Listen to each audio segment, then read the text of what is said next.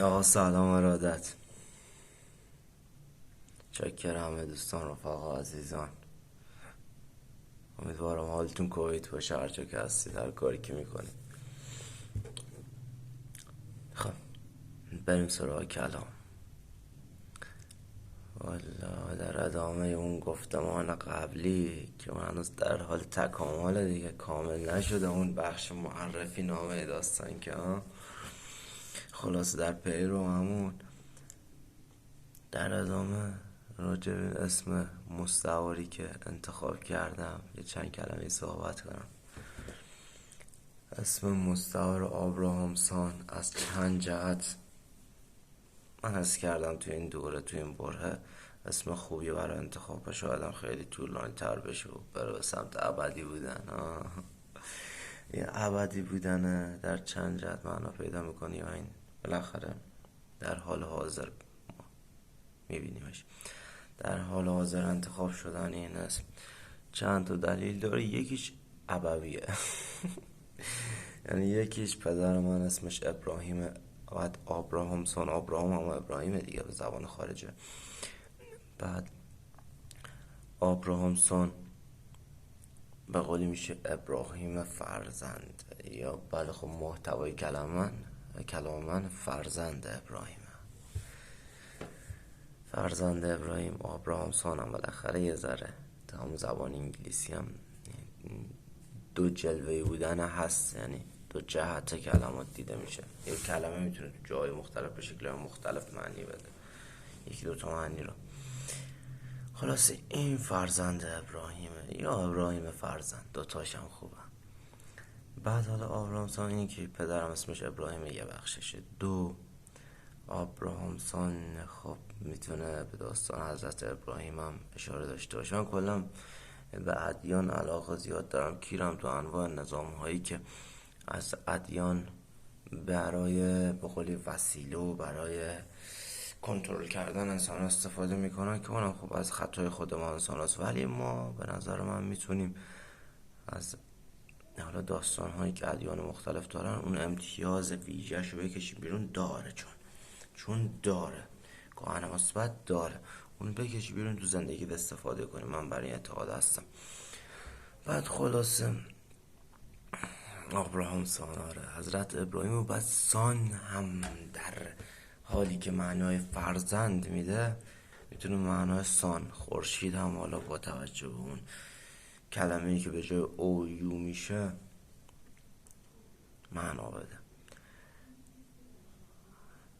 یو میشه، اون یوه، این ایگرگه، اون یوه دی، درسته دیگه، معنا بده. خورشید و حضرت ابراهیم و آتش داستان های جالبی دارن. من علاقه مندم به این داستان ها، اجازه های از اون فرایازم دیگه. به غیر از اونم داده باز من به لقب چوپان خیلی علاقه دارم. هم هادی چوپان خیلی دوست دارم، بدنساز لایقیه، سرباز وطن واقعا. هم جدای از اون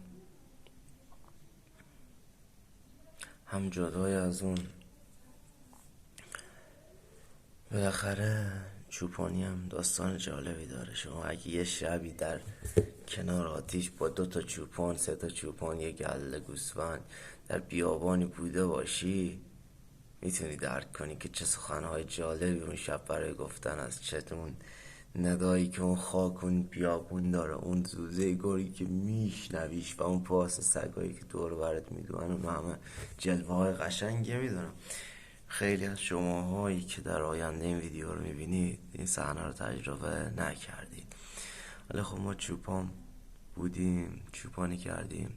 یعنی در خراسان کلا چوپان هنوزم زیاده، هنوزم شغلیه که با قولی یه سریا انتخاب میکنن.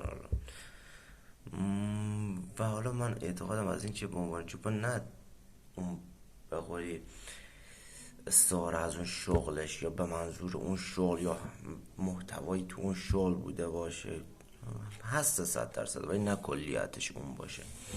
چوپان وقتی من میگم از نظر من میگم تو دنیایی که تو بیشه که همه یا گرگن یا میشه یا گرگن یا گوسفند. من میخوام چوپان باشم، میدونی؟ یعنی میگن یا گرگ باید باشی یا گوسفند، من میگم چوپانم. آره خلاصه انتخاب منه دیگه. در این جهت و در کلیت کلام اسم آبراهام سام حالا انتخاب شده، آبراهام سام. بعد منم یه ذره خستم، یادم آمد امروز باید یه ویدیو بگیرم بذارم. تای میشه این 5 دقیقه 6 دقیقه خوبه، سرحال باشن همه مردم جهان، کیفشون کوک باشه، برکت تو سفرشون باشه، حال دلشون کویت باشه، خیر باشه، برکت باشه. دیگه چی بگم؟ اون چیزی که دوست داریم براتون اتفاق بیفته. بعضی موقع خیر و شر اصلا میگم که تشخیصش این چیه این چیه، نه اون چیزی که براتون خوبه، اون چیزی دوست داریم، اون چیزی که لایقشین، اون چیزی که از شما یه شخص کاملتر بهتر میسازه، نصیبتون بشه. به امید خدا. پایدار.